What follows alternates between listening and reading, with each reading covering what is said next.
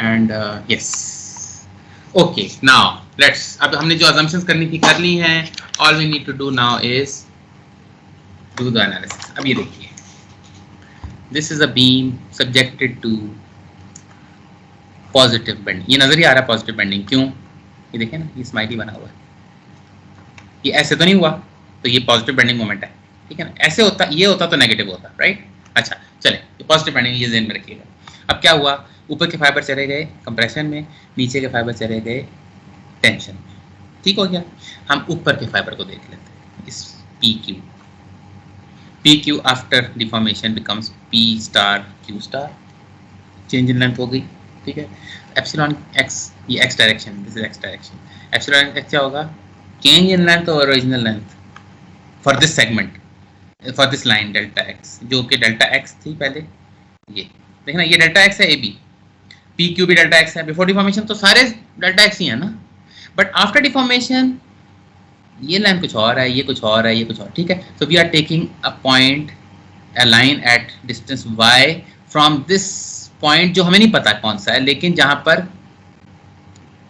कोई चेंज नहीं होता, यानी ए बी को कोई फर्क नहीं पड़ता आफ्टर डिफॉर्मेशन और before deformation, because A B lies on that neutral surface, वो जो हमने बात की थी, ठीक है ना. अच्छा, तो now we are talking about epsilon x at line P Q.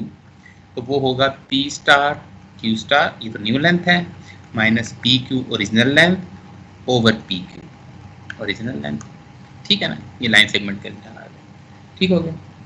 अच्छा, delta x star minus delta x, अभी मैं पूरा करता हूँ ये भी, यानी इसको अगर मैं सही मानों में अगर करूँ तो ये ऐसे है.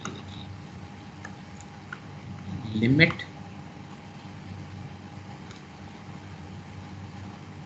Q approaches point, ये समझ रहे ना, मैं टॉकिंग अबाउट, ये तो डेल्टा एक्स तो एक as this become dx basically, ये एक पॉइंट पे जवाब है, ठीक है ना. समझ रहे हैं क्या बात कर रहा हूँ. या इसको मैं अगर रीराइट करूँ तो I can rewrite it like this in terms of delta x star minus delta x over delta x. Delta x ये ओरिजिनल था, डेल्टा एक्स ये नई लेंथ आ गई, और इस केस में अब मैं कह सकता हूँ age limit delta x approaches. आपको पता ना, ये स्ट्रेन का जो कॉन्सेप्ट है, ये पॉइंट का कॉन्सेप्ट होता है. डेल्टा एक्स, अब ये क्या है, दिस इज रो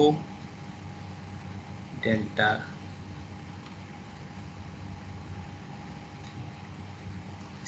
ऐसे कर लीजिए. Let me clarify this again, sorry.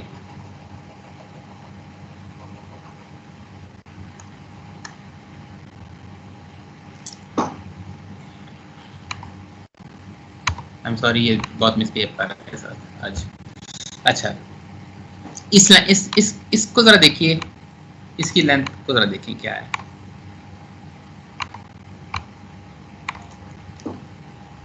Green में शो कर रहा हूं ये लेंथ और ये length, A B, A star B star, यानी कि डेल्टा एक्स, ये होगा rho this into delta theta star. ये S is equal to r theta, बड़ा मशहूर एक फार्मूला है हमारे पास. ये r is equal to radius वहां तक इनटू दिस थीटा, ये डेल्टा थीटा स्टार, ठीक है ना. ठीक हो गया ना. अच्छा, what about P dash Q dash, यानी कि डेल्टा एक्स स्टार, इसकी बात कर, इसकी ना इसको मुझे किसी और पर में शो करना चाहिए, सुलन रेड में कर ले.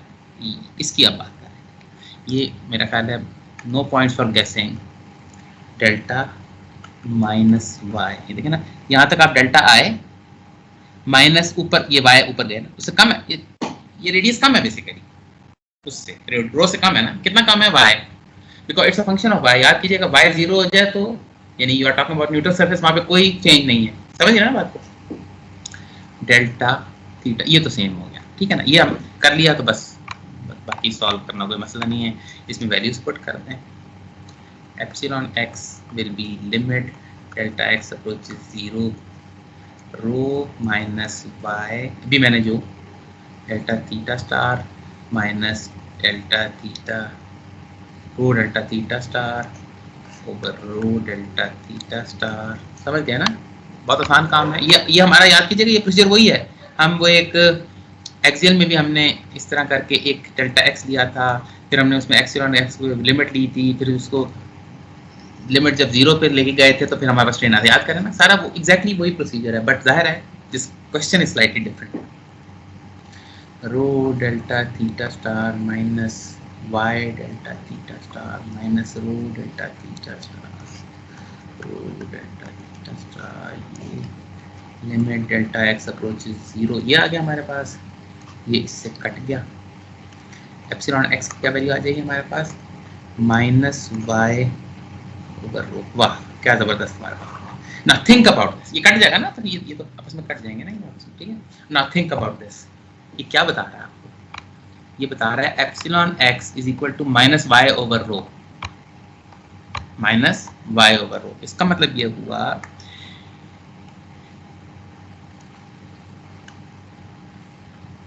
कि कोई न्यूट्रल सरफेस है, इससे ऊपर मैं जाता हूं तो प्लस वाई है, नीचे जाता हूं तो माइनस वाई है, ठीक है ना, ये प्लस ऊपर की तरफ है, ठीक है। तो अगर मैं वाई को 0 वैल्यू पुट करता हूं तो देयर इज नो स्ट्रेन, जो कि हमें पता ही है कि नो स्ट्रेन है, उस पर न्यूट्रल सरफेस की डेफिनेशन ही है कि नो स्ट्रेन, राइट। और अगर इसमें वाई की वैल्यू मैं नेगेटिव पुट करता हूँ, ये देखें ना, ये फार्मूले में वाई की वैल्यू नेगेटिव पुट करता हूँ, it means I am coming downwards, मैं इससे नीचे की तरफ आ रहा हूँ, तो नीचे आपको पता है इसमें फॉर पॉजिटिव बेंडिंग मोमेंट नीचे तो टेंशन है, तो बिल्कुल ये प्लस हो जाएगा, दिस बिकम्स प्लस, तो इट मेक सेंस। नंबर क्या आ रहा है वो मुश्किल है कैलकुलेट करना, क्यों, rho, what is rho, rho is radius of curvature, radius of curvature तो नापना बड़ा मुश्किल काम है ना। तो अभी हम इतने यूजफुल एक्सप्रेशन तक तो नहीं पहुंचे, लेकिन एटलीस्ट कुछ मेक सेंस तो कर रहा है। एक और स्टेप करेंगे तो इंशाल्लाह हम यूजफुल एक्सप्रेशन तक पहुंच जाएंगे, ठीक है। अब आ जाएं जरा कॉन्स्टिट्यूटिव लॉ, ये अभी तक जो किया था ना उसको हम कहते हैं काइनेमैटिक्स, डिफॉर्मेशन ये सब चीजें थी ना, वो काइनेमैटिक्स, ये काइनेमैटिक्स, स्ट्रेन को क्या हो रहा है, स्ट्रेस डिफॉर्मेशन क्या हो रही है, ये जो था ना कि प्लेन स्ट्रेक्शन रिमेन प्लेन, और वो सारा कुछ ये काइनेमैटिक्स था। अब आ जाए कॉन्स्टिट्यूटिव लॉ। कॉन्स्टिट्यूटिव लॉ क्या होता है, sigma x will B, stress और स्ट्रेन का रिलेशनशिप है, वो तो आपको पता है, हुक्स लॉ क्या है, सिग्मा और स्ट्रेन का क्या रिलेशनशिप होता है, वन डायमेंशनल स्ट्रेस का, स्ट्रेन को आप यंग मॉडल से मल्टीप्लाई करते हैं, यू गेट स्ट्रेस।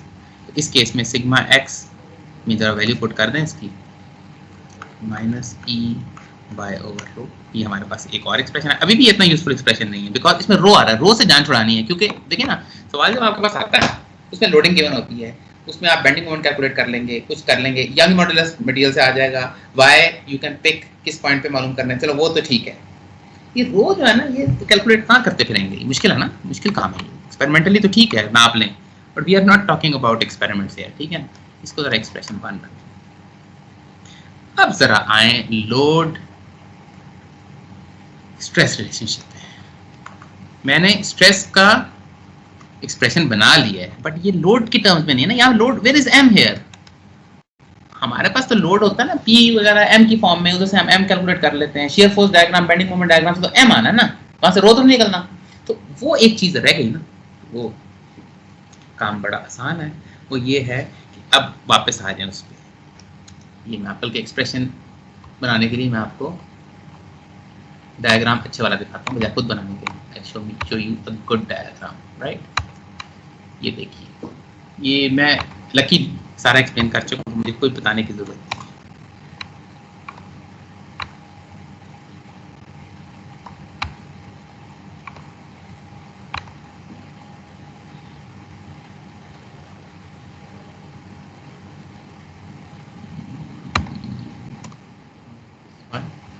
बट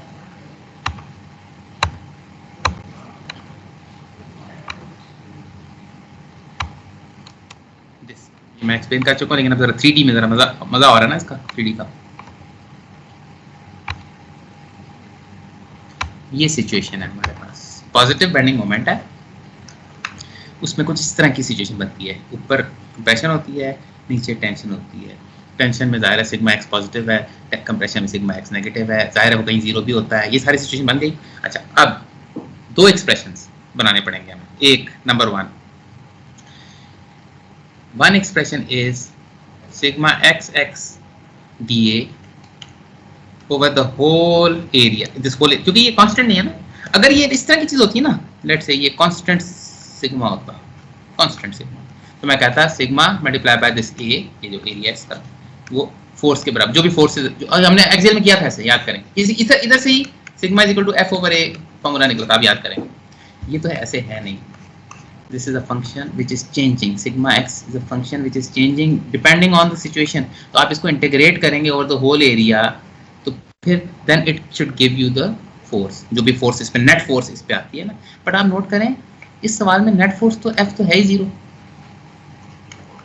कोई इस तरह का सवाल तो है ही नहीं। जब बीम को कहीं पे भी कट करते हैं, बीम में ये फोर्स तो आती ही नहीं है, ये तो एक्सियल फोर्स का प्रॉब्लम है ना।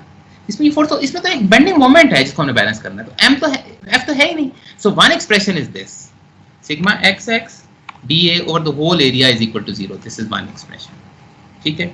द अदर एक्सप्रेशन इज, दूसरा एक्सप्रेशन क्या है, ये एक मोमेंट भी तो प्रोड्यूस करेगा ना, ये नोट करें, इसका एक इफेक्ट इधर करके आएगा, इसका क्यूमुलेटिव इफेक्ट, और इसका कुछ इधर करके आएगा 2/3 ऑफ द वे, तो ये एक मोमेंट प्रोड्यूस करेंगे, और वही तो मोमेंट इस मोमेंट को balance, basically this moment is created by this difference, this force couple है, ठीक है ना।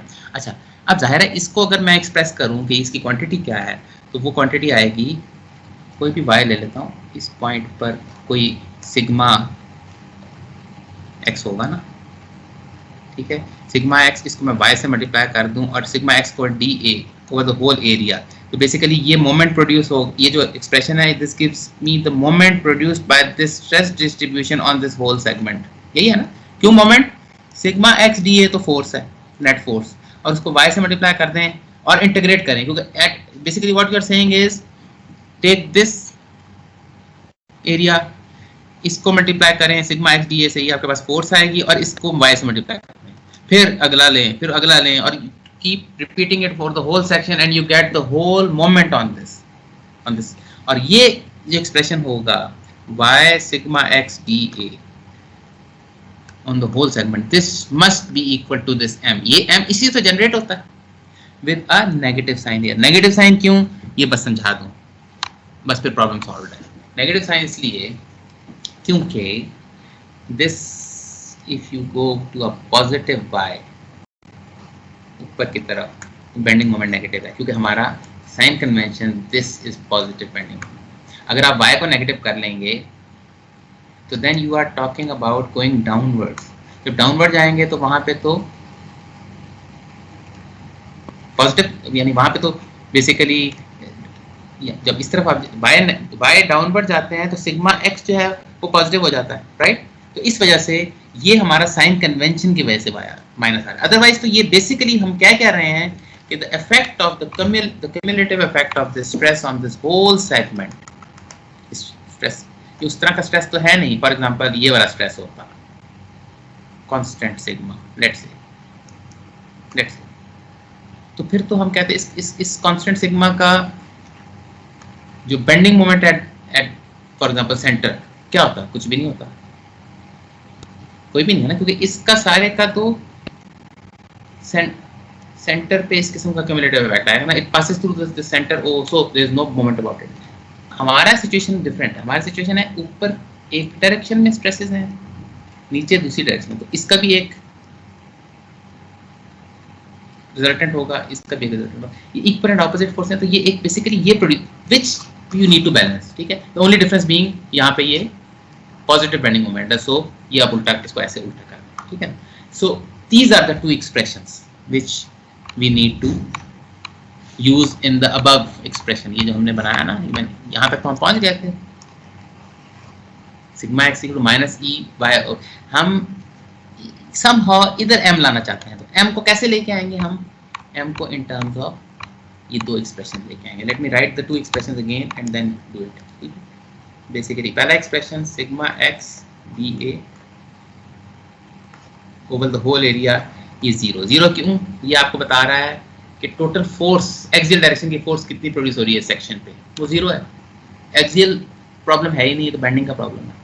दूसरा ये बता रहा है कि फर्स्ट मोमेंट क्या है उसका, वो है ये उसका फर्स्ट मोमेंट आ गया ना, y sigma x dA over the whole, ये दो एक्सप्रेशन आपके पास आ गए। अब इनमें वो वैल्यूज पुट कर दें जो हमने ऊपर कैलकुलेट की। वो क्या है, sigma x equal to minus E y over rho, इसमें ज़रा वैल्यूज पुट कर दें, minus E y over rho d A is equal to 0 on the whole area, और इधर आप पुट कर देंगे minus E over rho y square, वो पहले वाई था एक और आ गया y square d A on the whole area, ठीक है ना। ये आपको दो एक्सप्रेशन आ गए। Now for any cross section, किसी भी सेक्शन की बात कर रहे हैं, E and rho are constant. किसी भी सेक्शन पे एक ही मटेरियल होगा, उसका ई कांस्टेंट है और उसका एक रो भी कांस्टेंट होगा। किसी भी मतलब ये हो सकता है कि एक डिफ्लेक्शन कर्व जो है ना वो ऐसे करके हो जाए, तो यहाँ पे रो कुछ और है, यहाँ पे तो रो कुछ और है, I understand, but when you are talking about one point, कोई भी क्रॉस सेक्शन यहाँ कट कर दिया तो फिर तो उसका रो तो कांस्टेंट हो गया ना, और उधर का मटेरियल भी कांस्टेंट है, ठीक है। तो इसका मतलब ये हुआ कि आप ये दोनों क्वांटिटीज इंटीग्रल से बाहर ला सकते हैं। कांस्टेंट को तो इंटीग्रल करने की जरूरत नहीं है, राइट। तो यहाँ पे माइनस ई ओवर रो बाहर गया, y d A is equal to 0। इसको एक्सप्रेशन नंबर 2 कहते हैं। नंबर 1 आपको याद है क्या है, और इसी तरीके से if the screen allows me, it gets stuck every once in a while. Sir ये ई मॉड्यूलस है या स्ट्रेन वाला ही है? कौन सा? ये ऊपर वाला ई यंग मॉड्यूलस, वो एप्सिलॉन होता है, वो एप्सिलॉन है। वो हमने वो हमारा साथ उसने दिया था थोड़ी देर तक, उसके बाद फिर वो हमें छोड़ गया था अनफॉर्चुनेटली।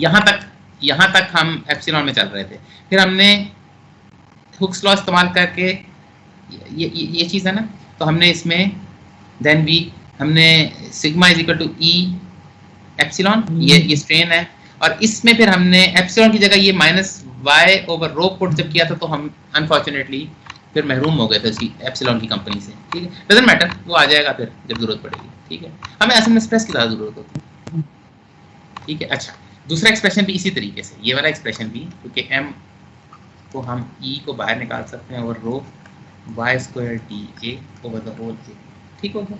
अच्छा, अब ये मेरा ख्याल है आप मानेंगे वाई स्क्वायर, ये क्या होता है, इसको क्या कहते हैं, यंग मॉडल, ये सेकंड मोमेंट ऑफ एरिया नहीं होता, सेकंड मोमेंट ऑफ एरिया, जी सर, मोमेंट ऑफ इनर्शिया भी कहते हैं, ठीक हो गया, राइट। अच्छा, ये हो गई एक चीज। अगर यहाँ तक हम पहुँच के बस एक स्टेप, लास्ट वन स्टेप, ये जरा माइक बंद कर दीजिए जो भी साहब है, या कोई पूछना तो पूछें। तो इसको एक्सप्रेशन, अरे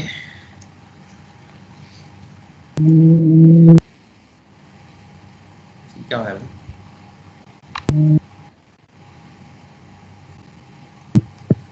इसको एक्सप्रेशन नंबर 3 कह देते हैं। अच्छा, चले आगे चले, let's just finishing now, finishing, giving finishing touches to all these things.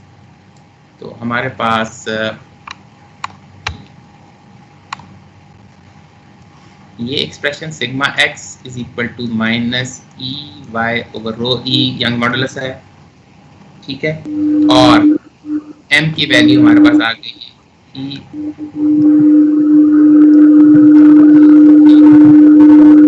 क्या हो रहा है भाई, एक minute, let me take the law into my own hands, एक मिनट, गलती से किसी का माइक खुला रह गया है, और लेट मी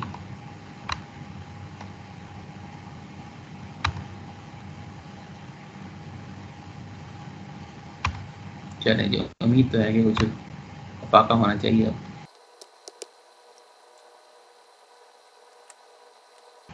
चले, मेरा ख्याल सहल हो गया। अच्छा चले, अच्छा ये जरा let me join the conversation जहाँ पे टूटी थी। देखिए, एक एक्सप्रेशन हमारे पास ये था, इसको हमने इक्वेशन 1 कहा था, ये इक्वेशन 1 है, राइट। एक इक्वेशन 2 आई थी, ये वाली, ये वाली, ठीक है, और एक इक्वेशन 3 थी जो हमने ये वाली बनाई, ठीक है। अच्छा, इक्वेशन 2 के बारे में कुछ सुन लीजिए। वो ये है कि जब मैं आपसे कहूं कि A B is equal to 0, इसका क्या मतलब होता है? ए और बी में से एक 0 होगा, फिर मस्ट है ना, या ए 0 होगा या बी 0 होगा। ठीक हो गया ना, क्लियर है ये बात? जी तो जी। अब इसमें ये बताइए कि इनमें से कौन सी चीज 0 होगी, कौन सी चीज 0 हो सकती है? देखें ये एरिया चीज, हाँ ये सेकंड, ये जो फर्स्ट मोमेंट ऑफ एरिया ना, first moment of, second moment of area, उसका moment of, first moment of area 0 है, मस्ट बी 0। इसका मतलब मैं आपको अभी बताऊंगा थोड़ी देर के बाद, ठीक है? ये अभी मैं इस बस ये फाइनल पॉइंट रह जाएगा इस पे, अभी मैं फिलहाल जरा फार्मूला बना लूँ, ठीक है? तो बेसिकली इधर से इक्वेशन 2 से हमारा जो निकलेगा वो ये है कि y dA this must be 0 for this situation. इससे हमें पता चलेगा वो न्यूट्रल एक्सिस किस पोजीशन पे था, ठीक है ना? बस बाकी इक्वेशन 1 और इक्वेशन 3 जो है ना, वो ये वाली इक्वेशन है जो हमने आखिर में मोमेंट ऑफ इनर्शिया वाली, ठीक है ना? तो इसमें इधर से आपके पास आ जाएगा m is equal to E over rho I, यानी m over i is equal to E over rho. ये एक इक्वेशन हमारे पास आ गई, ठीक है? और फर्स्ट इक्वेशन से भी इसी तरह की इक्वेशन लिख लें, E over rho is equal to minus sigma x over y. From equation 1 ये वाली आ गई, फ्रॉम इक्वेशन 3 ये वाली आ गया, और इक्वेशन 2 से हमें ये चीज़ पता चली, हम बाद में देखेंगे ये क्या चीज़ है। तो अब ई ओवर रो की एक वैल्यू m ओवर i आ रही है फ्रॉम इक्वेशन 3, और एक वैल्यू इसकी आ रही है minus sigma x over y, E over rho की हम बात कर रहे हैं। इन दोनों इसका मतलब है कि ई ओवर रो की राइट हैंड साइड दोनों को हम इक्वेट कर सकते हैं। तो minus sigma x over y is equal to m over i basically, because on both equation we have e over rho, ठीक है ना? e over rho दोनों तरफ है, तो इसका मतलब है कि लेफ्ट हैंड साइड और राइट हैंड साइड की बराबर है, ठीक है ना? तो अगर हम ये कर दें तो finally what we get is this, epsilon x is equal to minus my over i। ये हमारा बेंडिंग और फ्लेक्चर भी कहते हैं बेंडिंग को, फॉर्मूला है। क्या बता रहा है? 2-3 बातें सुन लें, बहुत ऑब्वियस इसकी इम्प्लीकेशंस हैं। एक फार्मूला था हमारे पास शियर स्ट्रेस का TC ओवर J, याद करेंगे, उस बिल्कुल ये वही फार्मूला, उससे मिलता जुलता फार्मूला।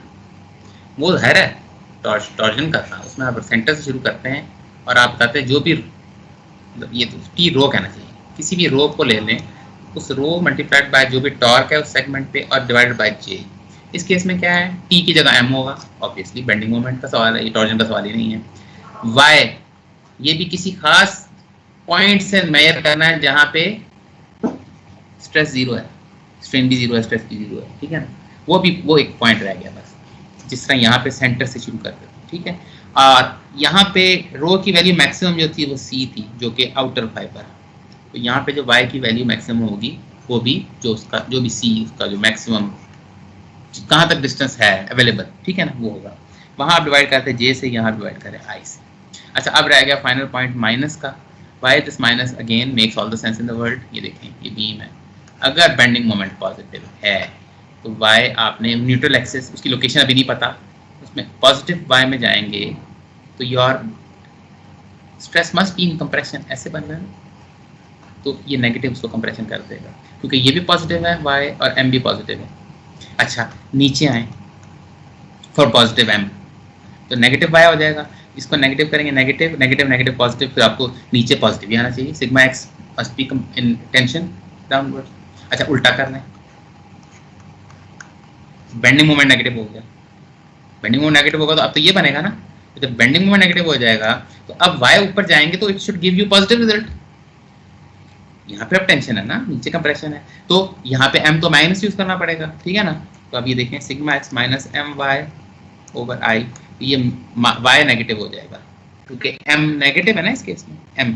अच्छा, y पॉजिटिव, ये पॉजिटिव, तो पॉजिटिव, ये तो पॉजिटिव है, नेगेटिव नेगेटिव फिर पॉजिटिव, यानी आपको अपवर्ड पॉजिटिव मिलेगा, डाउनवर्ड, यानी any which way you look at it, this negative is important. Make sure you use the correct sign for m and you will get the correct sign for stress of, ठीक हो गया? अच्छा, और एक final point, वो क्या, वो ये कि एक चीज हमने अभी कही थी, ये वाला जो फॉर्मूला 2 से, कि जो फर्स्ट मोमेंट ऑफ एरिया है ना वो 0 है, ठीक है। यानी first moment of area about the neutral axis, वो जो हमारी न्यूट्रल, ये सारी ये बाय मैं कहाँ से करते हैं, न्यूट्रल एक्सिस से करते हैं ना। ये अगर सिचुएशन है और बीच में मैंने आपसे कहा था कि कोई एक सरफेस होती है, वो न्यूट्रल सरफेस कहते हैं उसको, और उसको जब साइड से देखते हैं तो उस, और अगर आप इस साइड से उसको देखें तो ये न्यूट्रल एक्सिस है, ये वाली लाइन है, ठीक है ना। सारा कुछ मेजर आप न्यूट्रल एक्सिस से करते हैं, ठीक है। तो हमें ये एनालिसिस ये बता रहा है कि जो हमारा मतलब अगर वर्ड में बात करें कि first moment of the members cross section area about neutral axis must be 0, यानी वो जो न्यूट्रल एक्सिस है वो कहाँ पे आएगा, वो वहां पर आएगा जहां फर्स्ट मोमेंट एरिया 0 है, वहीं से सारा मेजर करना है, ठीक है। दूसरे लफ्जों में फर्स्ट मोमेंट ऑफ एरिया कहाँ पे 0 होता है, जहां पे सेंट्रॉइड होता है। कोई भी क्रॉस सेक्शन है ना, फॉर एग्जांपल ये क्रॉस सेक्शन, ये क्रॉस सेक्शन, मैं ये न्यूट्रल एक्सिस की लोकेशन मालूम करना चाहता हूँ, ये कहाँ है लोकेशन, इधर है, इधर है, इधर है। तो मेरा सिंपल सा काम है कि मैंने इसका सेंट्रॉइड मालूम करना है। तो इसमें पता ही चल रहा है कि सेंट्रॉइड इसका बिल्कुल इस तरह के केस में सेंट्रॉइड बिल्कुल सेंटर में होगा। सेंट्रॉइड का मैथमेटिकल डेफिनेशन क्या है कि अगर मैं इसमें मोमेंट ले लूँ, मोमेंट ऑफ एरिया, यानी कोई एक एरिया लूँ DA, उसको मैं डिस्टेंस y से मल्टीप्लाई करूँ, ये तो एक है ना, फिर मैं इस पूरे प्रोसेस को पूरे एरिया पे करूँ, if I get 0 then we are talking about this location of this line. Centroid के ऊपर फर्स्ट मोमेंट ऑफ एरिया 0 हो जाता है, बेसिकली ये बात होती है। अच्छा, अब जो रियल वर्ल्ड प्रॉब्लम आएंगे आप देखें उसमें क्या होगा। इस तरह के सेक्शन में सेंट्रॉइड बिल्कुल सेंटर से ही पास होगा। सिमेट्रिकल जो इस तरह की बीम्स होंगी उसमें भी सेंट्रॉइड बिल्कुल सेंटर से ही पास होगा, यानी अगर ये टोटल 25 है ना, तो ये 12.5 but what about this situation, ये अगर 25 है, अब 12.5 पे नहीं आएगा, क्यों, यहाँ पे एरिया बहुत, इसका सेंट्रॉइड ना यहाँ ऊपर करके कहीं आएगा, यहाँ करके कहीं आएगा, ठीक है। वो ऑब्वियसली पैरेलल एक्सिस थ्योरम और वो सारा कुछ हम यूज करेंगे, यू अंडरस्टैंड, वो भी हम करेंगे। बट द पॉइंट बीइंग कि जब आप कोई भी बीम आती है, उसमें ये बीम है, आपने उसको कोई बेंडिंग मोमेंट दिया, अब आपको स्ट्रेस चाहिए, तो स्ट्रेस सबसे बड़ी बात कि स्ट्रेस की जो डिस्ट्रीब्यूशन होगी वो इस किस्म की होगी फॉर दिस काइंड ऑफ, ठीक है। लेकिन ये क्यों इस तरह है, क्योंकि ये क्रॉस सेक्शन एरिया इसका रेगुलर किस्म का, रेगुलर मींस इसका जो सेंट्रॉइड है वो बिल्कुल सेंटर से पास होगा। अब अगर यही बीम इसका टी टाइप बीम हो, साइड से देखें ये चीज, अब इसका जो सेंट्रॉइड है ना वो ऊपर करके कहीं पास होगा। जब ऊपर पास होगा तो what will happen is, in this case यहाँ तो होगा ना कि sigma max will be equal to sigma max in the opposite direction. यहाँ ऐसे नहीं होगा। यहाँ जब एक चीज, ये मैं प्रॉब्लम्स कराऊंगा तो ऑब्वियसली क्लियर होगी, लेकिन यहाँ ये इसकी वैल्यू कुछ और है, इसकी वैल्यू कुछ और है। Why? Because this centroid is not passing through the center. ये ऊपर जाहिर है कि लीनियर अगर डिस्ट्रीब्यूशन करेंगे तो ये उधर ये दोनों इक्वल लेंथ हो नहीं सकती, ठीक है ना।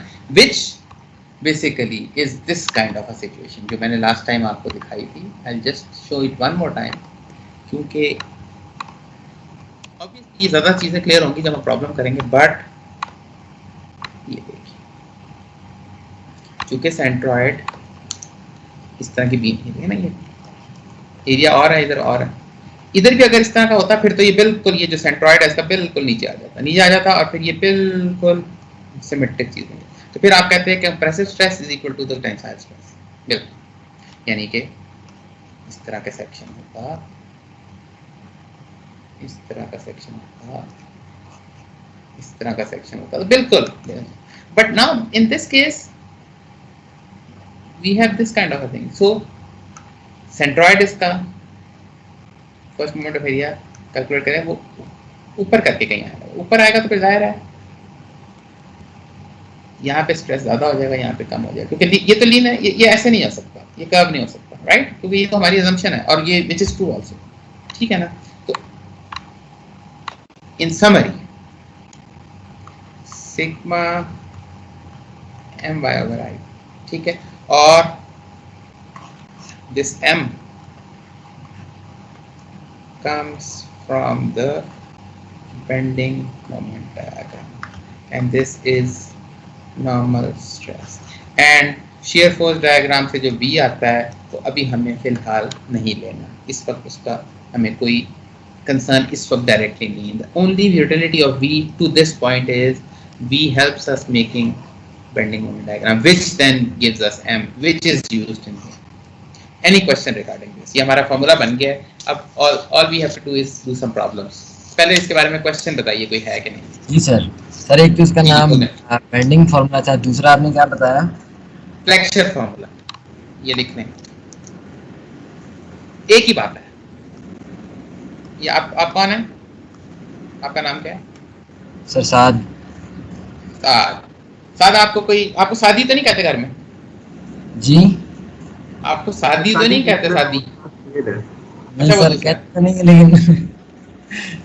लेकिन कह सकते हैं। आपका कोई निकनेम तो नहीं है? फलूस बन जाएगा।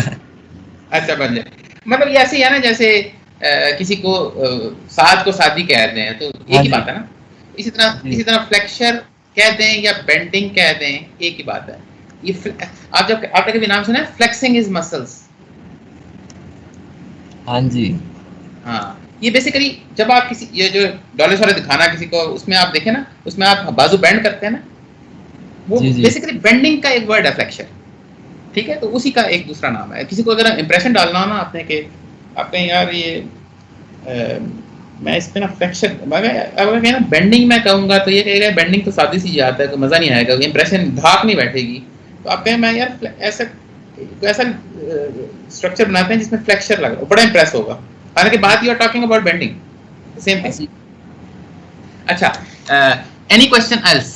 यानी बेसिकली अब जो आपके पास जो पिक्चर बनी है ना जी, अब आपके पास कंप्लीट पिक्चर बन गई है इस सब्जेक्ट की। कंप्लीट पिक्चर क्या है?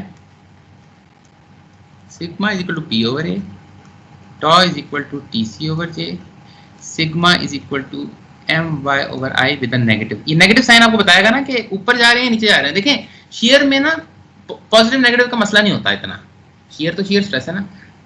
बेंडिंग में तो चूंकि नॉर्मल स्ट्रेस है ना, तो कंप्रेशन और टेंशन पता नहीं ना, कहाँ कंप्रेशन है कहाँ टेंशन। टेंशन और compression are very different things, ठीक हो गया ना। अच्छा, इसमें आपके पास P L over A E भी था, इसमें आपके पास T L over J G भी था, और जाहिर है अगर हम उसकी बात करें कि वेरिएबल अगर हो, ये फार्मूला भी था। और इसके केस में for the whole length, right, इसके केस में यानी ये basically what I am talking about is अगर वेरिएबल, ठीक है ना, ये T x d x over J, ठीक है ना, ये आपके पास ये भी थे। अच्छा, इसके केस की जो डिफ्लेक्शन का फार्मूला है ना, वो हमने अगेन मॉम 2 में करना है। इसी तरह इसके साथ एक टॉ भी आता है, वो मैं आपको जस्ट ऐसे ही एक बता दूं, डी की ओवर आई डी एक चीज आएगी जो अभी आपको लेने की जरूरत नहीं है, ये भी हम मॉम 2 में करेंगे। तो this is total extent of, this is your mom 1 in a nutshell. सारे इसके क्वेश्चंस वगैरह मुख्तलिफ टाइप्स के हो सकते हैं, there can be so many combination, right, लेकिन वो दैट्स इट। ओवरऑल अगर देखा जाए तो बस इतनी सी बात, ठीक है। अच्छा, अब मैं करने नहीं लगा, डरे नहीं, मैं सिर्फ बता रहा हूँ कि ये सवाल, इस तरह के सवाल होंगे, 4-5 सवाल हम करेंगे अगली क्लास में। The difference between this question now and the questions you have been doing, shear force bending moment आप करते रहे ना, वो क्या होगा? वो ये होगा कि अभी आप शेयर फोर्स बेंडिंग मोमेंट बना के फारिग हो जाते थे। अब मैं कर नहीं रहा, घबराए नहीं, इससे पहले कि कोई स्क्रीन तोड़ दे। I know where to draw the line, कहाँ में आपके जो जज्बात हैं वो बहुत ज़्यादा आउट ऑफ कंट्रोल हो सकते हैं, तो I want cross that boundary, but बस सिर्फ क्वेश्चन पढ़ लीजिए। The shaft is supported by smooth, ये तो खैर ब्ला ब्ला ब्ला है ना। Determine it's smallest diameter D if the allowable bending stress. देखिए ना, इससे पहले आपका सवाल क्या थे, draw bending moment diagram, shear force diagram, वो बना लेते थे बस, ठीक है, बल्ले बल्ले आऊँ, मगर उसके बाद क्या है, उसके बाद देन व्हाट, बस वहाँ पे रुक जाते हैं।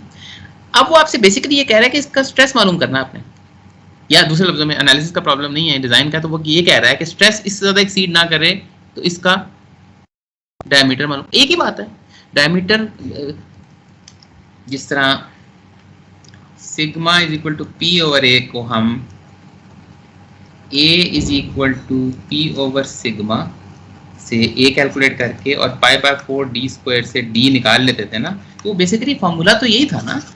इसी तरह sigma is equal to minus M y over I से भी वो क्या सिर्फ आपको ये रहा है कि एम तो आ जाएगा बेंडिंग मोमेंट डायग्राम से, वाई आप जाहिर है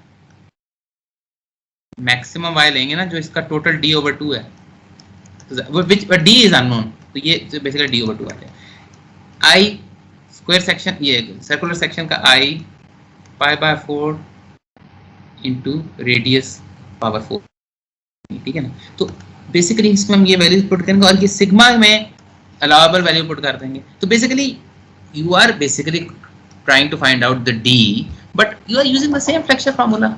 इन other case, in the next questions हम आपको डी की वैल्यू दे देंगे, तो फिर आपसे कहेंगे सिग्मा कैलकुलेट किया, तो बात तो एक, ठीक है ना, बात तो एक ही। तो मतलब ये मैं आज कर नहीं रहा, the only difference I am telling you is, अगर आप परसों तक इंशाल्लाह शेयर फोर्स बेंडिंग में माहिर होकर आएंगे, तो उसके बाद हम शेयर फोर्स बेंडिंग तो 1 मिनट में निकल आएगा ना, उसके बाद फिर शेयर फोर्स को तो हम भूल जाएंगे थोड़ी देर के लिए।